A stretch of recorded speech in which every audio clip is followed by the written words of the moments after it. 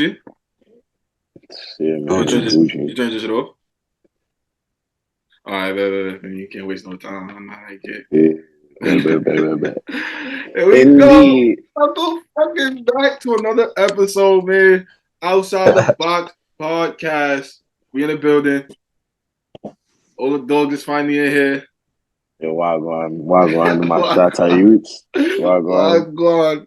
As you Hope know, everything good out there. we back. You know what I mean? Got my boy Jelly J. And then we got the infamous. Let them know who you are, bro. Let them know who you are. Danny Delsol Lowry, man. Could have been out for a while, but we back in business, man. We're gonna get talking today. Yo, nah, son. My boy is finally back. Finally. How that shit feel? Baja? How that shit feel back on the court? I mean, for me at this point, bro, I'm just happy. No, I'm just happy to wait, be hold playing. on. Yeah, talk to me. Gotta start from the beginning. We can't just jump right into that. What? What You part gotta give niggas a story. What part you gotta give niggas a story, bro. Everybody's story different. We can't jump right into what happened. We gotta start from the beginning. For me, brick by brick, layer by layer. So for the people that don't know, one, tell them like about yourself a little bit, quick, and then what's been going on as far as like your bullshit from beginning to now. Right. Okay, yeah, because I talk to you every day. I say, yeah, so around like October-ish, brother been in the UK, British, whatever you want to call it. But around October, sprained my MCL in practice off a hop step, like regular. Yeah, no, it was off a hop step, some regular. Out like 6 weeks. It was supposed to be 6 weeks, but around the 5th week, I played in one of those scrimmages, didn't hurt myself. Then I was basically thinking I was back in that mode. Next practice, retweak. So I'm like, oh, Jesus Christ, I bet. So now I'm like, all right, we down for the count. Everybody thought I was about to be playing. I'm like, all right, cool. We're going to be playing around like December-ish. Get to December-ish, team winning, losing, depends how it is. Like, having a rough season, we trying to turn it around. Thames Valley Cavaliers, by the way. And nah, you can't do that, bro. You can't just throw that in there like that. Like what? Dude, I could throw it in there just like that, bro. So yeah, around December, imagine I'm about to play, and then boom, I like sprained my calf or something, bro, doing defensive slides during for me one of my physio sessions. So it was just like, it was just some bad luck. 94. Yeah, it was really just some bad luck. Everybody know I slide 94, and I'm here. And that's for anybody. What? 94. Oh, wow, respectfully, my fault. Yeah, why you pressing me though? Like, hold on. Why you just press me like I thought I was like Garmin 94? Like, you're facing the camera, bro. Like, who, me? Yeah, like his shit, like on my screen is like his shit half off, half off. Oh, I get it. Like it says, center yourself. Yeah, he telling me to center myself. Gucci. Yeah, so for me, around December, it's for me like basically spraining my calf during the defensive session, but like I'm obviously rehabbing the D2 at the time, so it was just a messed up situation. So we were just trying to hope it wasn't too crazy for me. Seeing the doctor, the physio, or whatever. Basically, just rehabbed it back to the point where I could play at the end of January. Literally a couple of days ago, I only played like maybe like 7-8 minutes. Instant impact, like instant 94. Couple little buckitos, but it was still just trying to get the feel of the game back and everything. So now we're just trying to get back on track and take it from here, bro. Regular season in April. We try and get to the playoffs, and then from here we're just gonna see where I'm going for it. But it's definitely been a rough stretch. I've been watching my boy Jelly Pro, watching some of the buzzers doing the little buzzitos doing their thing, and I'm watching on film. And I'm like, yo, niggas gonna see. They gonna see why I go. So how would you navigate? How would you navigating through the injuries? Like, some people they get hurt, they hold their head or whatever. Like, how would you how you kept that mindset to get back to how you needed to be? I mean, I'm from Southside, bro. So when you come from Southside Jamaica, Queens, you gotta have that grit in you. You get what I'm saying? Like for that, like how could I basically be out here playing pro, get injured, and then for me be on some sad shit? Like in the clip, like what would be the point of me being on some sad shit? Like you might as well rehab. And then for me, once you rehab and you see for me some progress, then you're like, okay, once it's about to look like this leg, we're gonna get back. But obviously you gotta take your time to get back to like the non-contact, then the contact workouts, then get back to like actual on-court activities. And I basically did that every single time. And then got injured right at the end of it. So I'm like, all right, but we're just gonna do this one more time. And then for me, last time goes around, like now we just gonna keep the physio sessions up every week, make sure we're in the weight room taking care of the body and stuff of that nature. And then we just gonna take it from here. But as far as the like I know I kind of went on tangent. As far as the mindset though, like I kind of just you got to just lock in. Like I kind of went incognito. I ain't really talk to the. I was talking to the broskies, but I was really talking to everybody else. So I was like, I'm gonna just go weight room, take these ice baths, stretch, do whatever I gotta do so I can get back on this court. And it's like when you just keep that one thing, tunnel vision, get what you gotta get to, then it becomes easier by the time you on week 4 than it is week 1 when like for me you can't walk. And then it's like, all right, I think I'm gonna be all right. And then at the same time, I feel like stretching helps.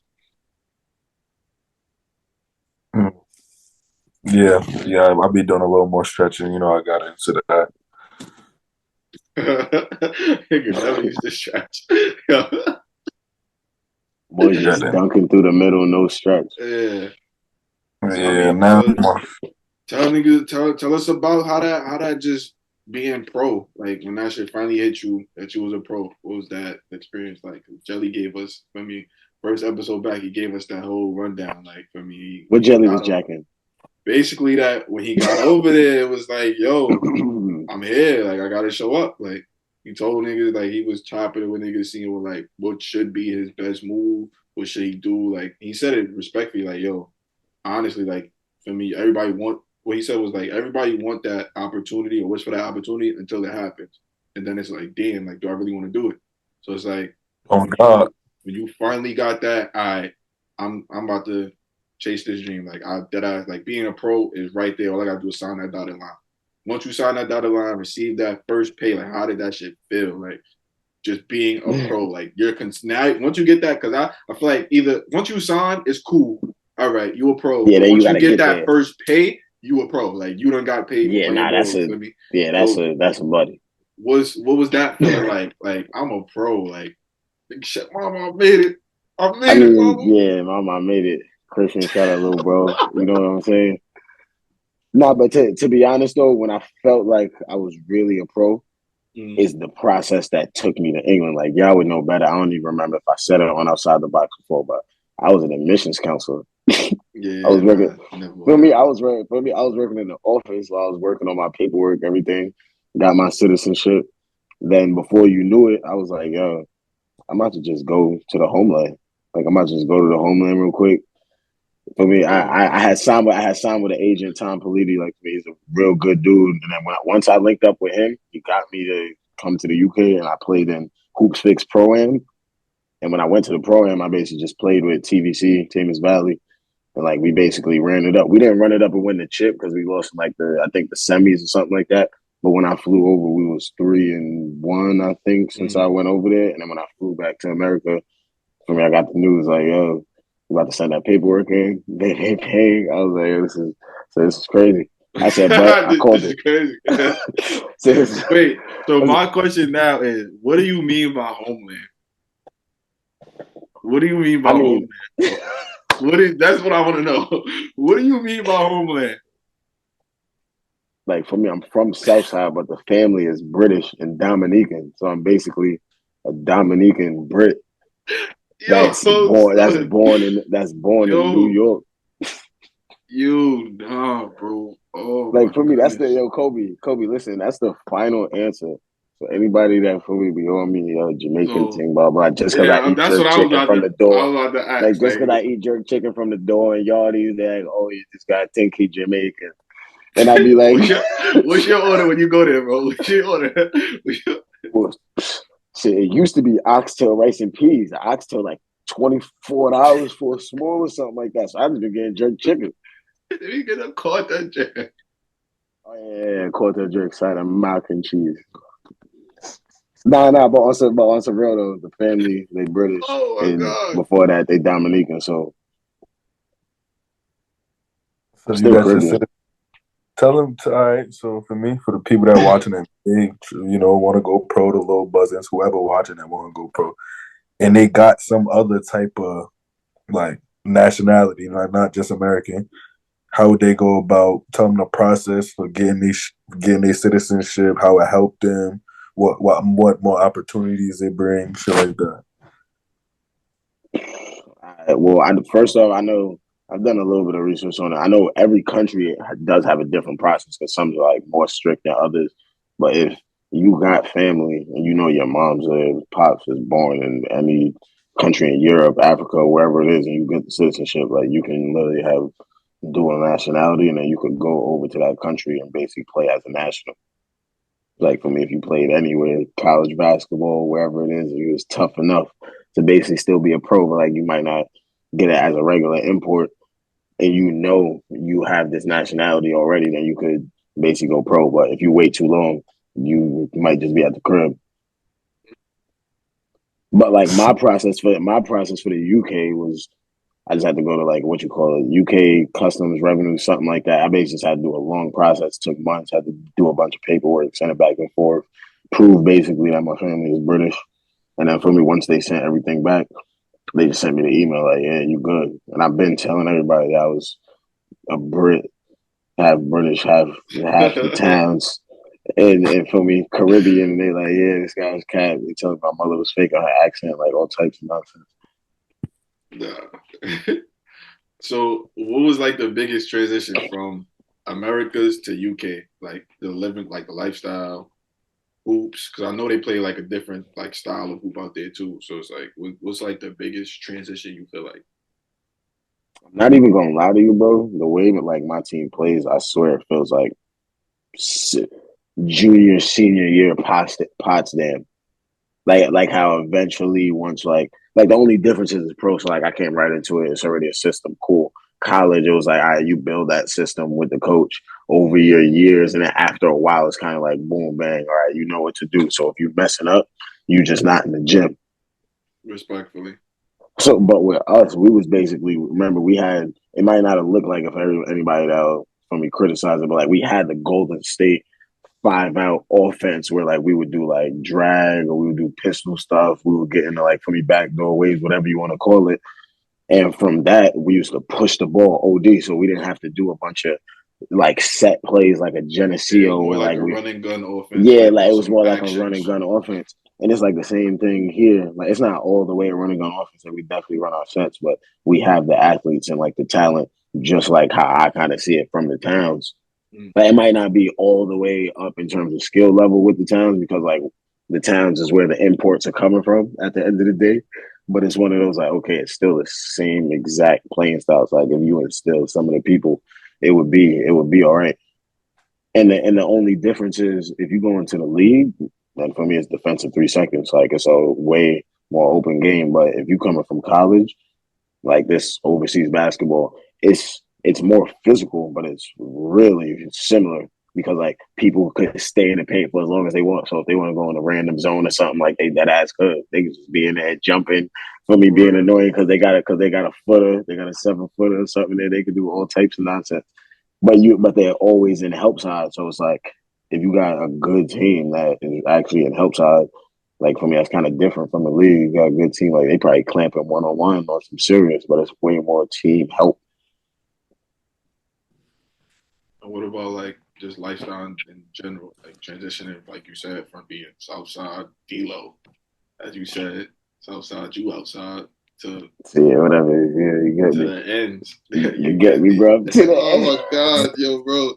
He's turning, bro. He even picked up you get me. You know what's crazy though? My family over here, they from Southside too, bro. They from Peck. So like So I came over here, I was like, you just the whole Southside baby. Like Southside is just it's you. a trench baby.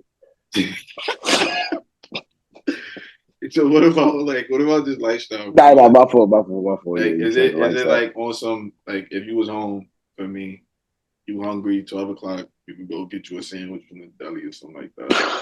Hell no. What it's like over there? Like, Yo, it's no ox, it's no none of that. Yo, it's no none of that nonsense. he said it's no Like, nah, yo, bro. it's no ox, it's no what you yeah, bro.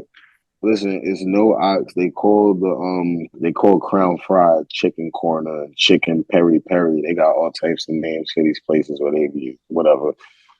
When it comes to late night back in the hood, I used to just get Jamaican food.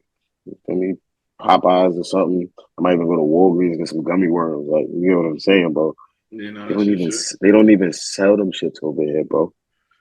So what do you so, like? So I just be cooking, bro.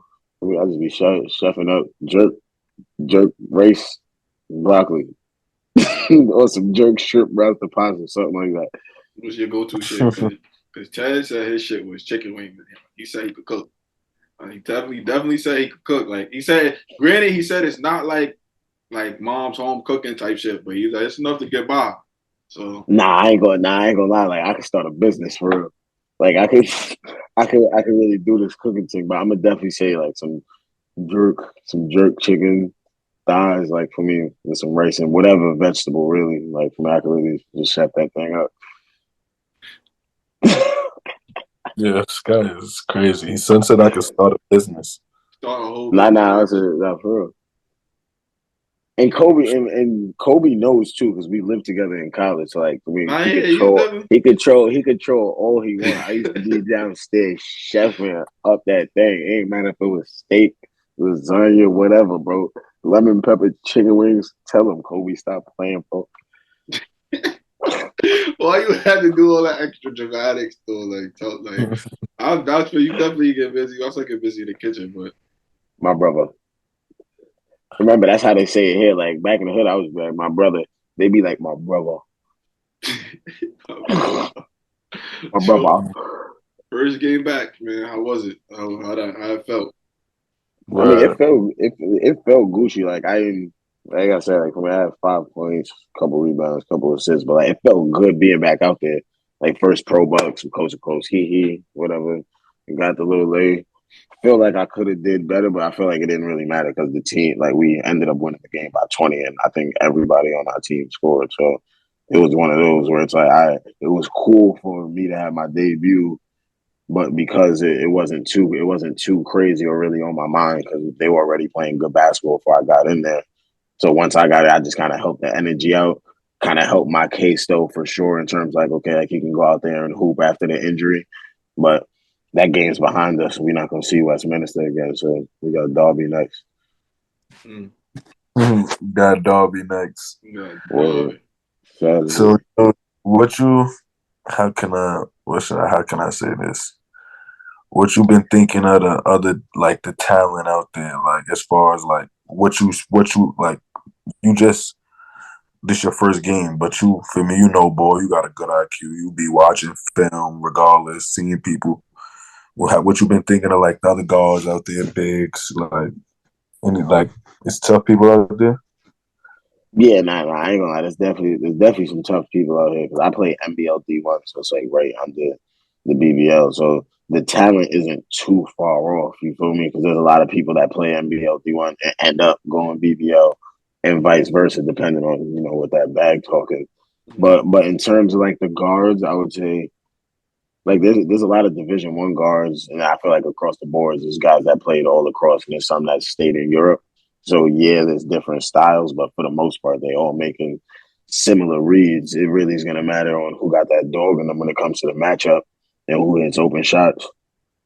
Because that dog is that just getting to the cup, doing certain things. Like some people just might not have that in their game. That's that shit that you can't teach. Called heart. Yeah, word.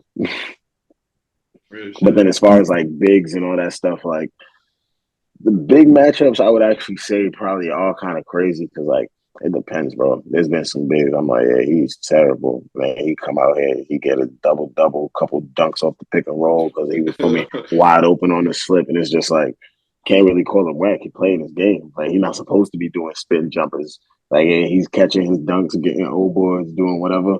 So I feel like bigs is definitely a motor thing. Like if you have no motor, you're gonna get killed regardless at the pro level. Shit. No motor, you gotta get killed at the pro level. I'm bugging. I ain't tripping. Now, what's your plans with this pro shit? Like, what's your end goal, plans, next steps? Yo, look, man.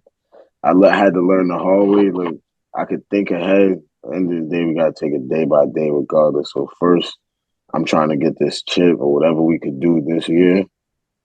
Once this year done for me, check it. Not this year. Once this season done, for me, make sure I get the proper rest on my knee, everything like that. Make sure I'm getting the proper rehab, everything, and then from there, like I mess with TVC, so like if I can stay here, like I'm definitely gonna do that. And then if not, like we would see what's going on, but I doubt that would even be the case. Like I would probably just try to smooth out my pro career for now, like see what it's really hitting for, and then hopefully be BBL in a couple of years, especially because like I'm a Brit. So the goal is like the end goal is pretty much like BBL to get there. Yeah, because once you get there, it's like you official tissue. Like, all right, you doing this for a living. You probably going up a pay grade or something. And even if you're not going up a pay grade, it's still opportunity based for everything.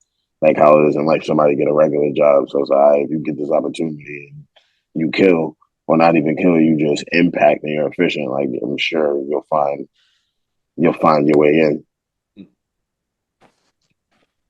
So what is the What'd you say about that? I was saying, what is the mentality like right now since coming off an injury? Like you said, like you pretty much just got your pro debut. So like, what is the mentality like with the whole knee stuff? Like, do you fully trust your knee? Are you not doing certain moves because you don't trust it? Like, I know you all working out, which like builds your trust. More reps builds trust. Mm-hmm. But like, what is that mentality? Because you know, like whenever you injure something, you don't fully trust it until you know. Like, I get you saying. Nah, I'm gonna keep it a buck. Like I tore my ACL and everything before already. When I came back from that, and the way I came back from that is I was just like, if you think about the injury when you're doing a chop cross, like, oh, my shit might buckle. It's probably gonna buckle. If you're doing the move to get by, you're probably gonna realize like, oh well, I did do a bunch of these workouts on this lateral movement, blah blah blah, for this specific reason. So you might as well just do it. But like some people just have that, that stop factor. I just don't have that. Like I'm just a savage. Anybody that knew me, like I'm just like I'm literally just a savage. So it's like why the only part that it would mess me up in is like in terms of like rushing too fast, which is like at the end of the day what started all of this. I would have been good if I just for me took the proper rest and everything with the recovery. But because I didn't, and now I know like I can trust my knee again, just when we got to get a little more healthy. I'm Gucci. I'm doing the same exact moves. I'm running the same. Like the only difference is I'm just slowly getting my stamina up. But that's fine. That's gonna come. Like we still got plenty more weeks of the season done. You haven't been hooping, so it's like you gotta build like practice stamina and game time stamina is like two different. But I ain't gonna lie. I felt Gucci in that game, though. I felt good. You said what, Jelly? I said the only way you can get in ball shape is playing ball. Yeah. Realistically. That's it. I've been telling coaches that all that running up and down suicides and all of that, not doing nothing. Because at the end of the day, I gotta run, jump, shoot, slide, dribble, pass, get over this screen, help this person. All running up and down, not helping me do all that. Nah, gangster though. Like, and it's definitely not because now I'm really feeling I ain't really been injured for the last few years, so I'm looking at it like, hey, like a brother getting his win back for real. Yeah, you gotta hoop. You gotta hoop to get that win back in the games. No kitty, no chop. That's really it. Like a D-Lo. Shit. Yeah, man, I saw D-Lo across the waters. Shit crazy. He been across the waters. Bro took a everybody with this overseas got different journeys. Like, but his shit he really took like a limb. I'm gonna just go there. Like, fuck it. Like, it was like the most like that's real definition of betting on yourself. Hell yeah! What Dion said on the what Dion Waiters said on the bus? What champ cheese? Damn roast on champ cheese. Champ cheese. Like, I mean, he really betting on himself. But he went across the water, played in like the top pro am over there, and got a deal. Word. And when you think about it, that shit that ass crazy. Like yeah, when you put it like that, a lot of niggas don't even have that opportunity to even just go overseas. So it's like, y'all niggas is really doing it. Niggas is really overseas getting bucks. Like Cove Jelly, I know though. Like I think been saying from young, like yo, I'm gonna get my citizenship and I'm gonna go to England. Niggas used to laugh. I used to laugh right back, like, ha, keep watch this. Speaking of that, how you feel like being your first year overseas, transitioning with like, let's say I don't want to say fake love. Like, I don't want to use that word, but like that's the best way I could put it. Like, fake love, like, you know, or people that's hitting you every trip, blah blah blah, while you're at the crib. Let's just say, for example, you've been overseas for a while, you don't hear from niggas, shit like that. Like how that. I mean, like keep it a bug. Like when you go through like stuff like this that I done been through, like all these injuries, you know, all that stuff is minor. Like on a serious note though, because like when you even try to think about some of that stuff, it's like this does not matter for my day to day. Me having to ice up, me having to do this, that, and the third. So when I look at it, like dudes that was probably chopping it up before, I'm not even looking at it too serious because I'm like, all right, one, there's some people I speak to like every day, if not every day, like damn near everyone. So I just look at it like, yo, it's gonna be no difference. Like whether I'm here in the towns, whatever, and I just look at it as the fake love is gonna come regardless for as long as I'm playing basketball. So you feel me? I just gotta be ready for it. Cause there's plenty, like, you know, there's plenty from the get go where it's like, he wasn't saying this before, my brother. But then you got to think in the back of your head, like, so some brothers they just speak. Some niggas just do. True. Like, well, too, Jelly, how you handle that? As you were pro too, I never even thought about asking that. Like, how did that? Like, that was a good ass question. I'm gonna keep it a stack, I guess. To be honest, everybody that I talk to at the crib every day, I talk to now every day because it wasn't a lot of people like that before. You know my situation. I wasn't no top nigga coming out of high school or nothing. I ain't really had that clout, or I won't even say I got clout or had that type of recognition. I should say that's a better word, recognition. Until I went my senior year when I left and I went to Almont. And then that's when they like kind of like started pushing forward. So like I always had since that time, I guess I've been like conscious of like, yo, these like I'm gonna rock with these are the people I rock with on the feel me? They wasn't rocking with me when I was quote unquote whack or whatever the case may be. So I guess I had that from early. So I talk to y'all, you know, I talk to y'all. We talk every day. Yeah. Tads, my sons from DC, all the guys, they know who they are. Like Wad, Mandem, Keys, like I think all my most of the like people that I grew up with, shit like that, like that from like people from Almont, we still talk. So it's like nothing has really changed except like you get a little more posts. Yeah. Like, from people you like to be honest, I haven't just off of that fact, like especially how you bring that up, I just stopped reposting stuff. Like once I got over here, I'm like, yo, to me, I don't even think it's Hollywood. I'm just looking at it like, yo, why was I posting so much before? I just be like, yo, I was just out here just reposting stuff as if I'm just saying hi to everybody, like the people I chop it up with.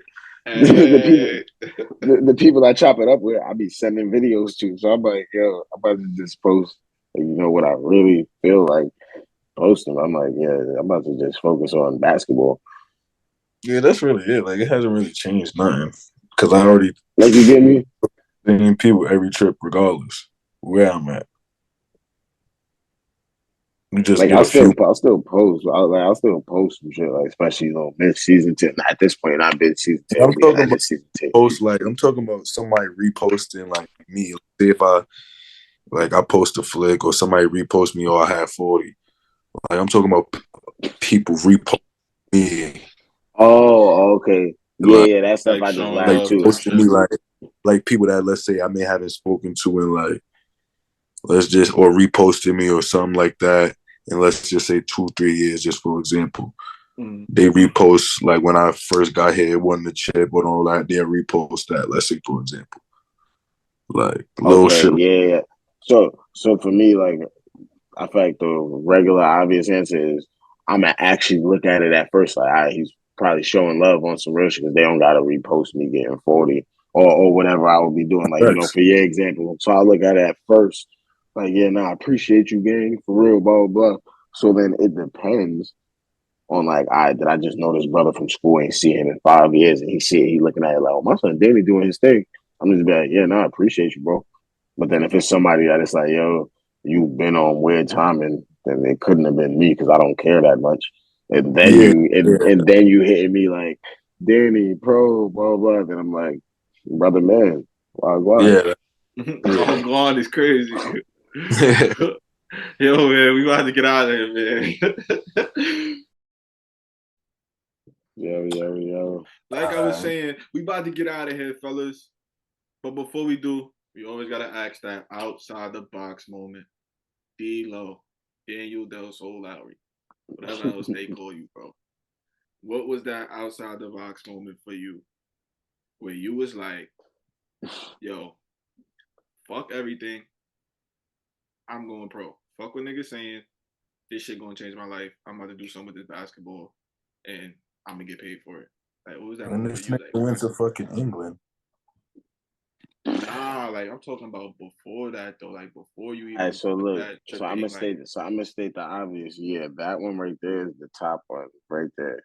Me just flying, getting on the flight and looking out the window and then landing in Heathrow. That's when I was like, Nah, yeah, but I'm saying like by then it's like nigga, you got no choice. I'm but talking about nah, before. but Like, I was I'm gonna get talking. into No, I it. was I was talking gonna about. get into it. Y'all about to be weak. Go ahead. The second reason is really because when I was an admissions counselor, there was a director at this place that was also racist timing. Yo, yeah, I mean crazy. So I was like, yo, you know what? Let me do this the professional way. Because what you want me to do is you want me to be physical or something like the angry black man in the office. But what I'm gonna do is I'm gonna play your exact game. I'm gonna go to HR. We're gonna talk to human resource office. So I'm in there basically pleading my case, like, racial discrimination, bang bang bang. This bro was out there wilding for sure. I got all the proof. Then that's when I started thinking to myself, like, yo, first off, this brother here is bugging. I need to get out of here before, lose screw. Then I'm like, wait, why am I not in England right now? I was like, why? I said, why am I even going to HR to say, like, yo, this dude is on some racist time and he trying to make me lose my job, but he can't because, like, everybody knows me here. But remember, he was going, out of his way to bang bang bang. So then that's when I was like, you know what? I might just use all my vacation time, all my sick days. I'm gonna go to the UK. They was like, UK? What you doing in the UK? I'm like, what you asking questions for, brother? I said, I'll be in the UK. I'll be back soon. And I came back and I was like, yeah, I'm gonna just put in my my notice of leaving, whatever you call it. Put in my notice, type In the 2 weeks. email. Yeah, put in my 2 weeks, but it really had to be a month though. That shit was really 4 weeks type thing. So I told them from time ago, like while I was out there in the UK, called, like, I ain't gonna lie, August 1st be my last day. And I was like, yeah, you know what? That has to be part of the outside the box moment. Because I was like, yo, I really had bro looking crazy. I was like, I don't know why you was just out here trying to attack a young 22-year-old brother who just finished doing good things for the school. So that's when I was like, yeah, okay. This isn't the place. I was like, this isn't the place to be at right now. I think I need to be in London. Yeah. And that's the clip you use for the promo. We out here. Yeah. We out here, fellas. Safety, y'all. Outside the box. Much success on y'all. You see, careers. little baby. That's gonna be the thumbnail. Holla at me.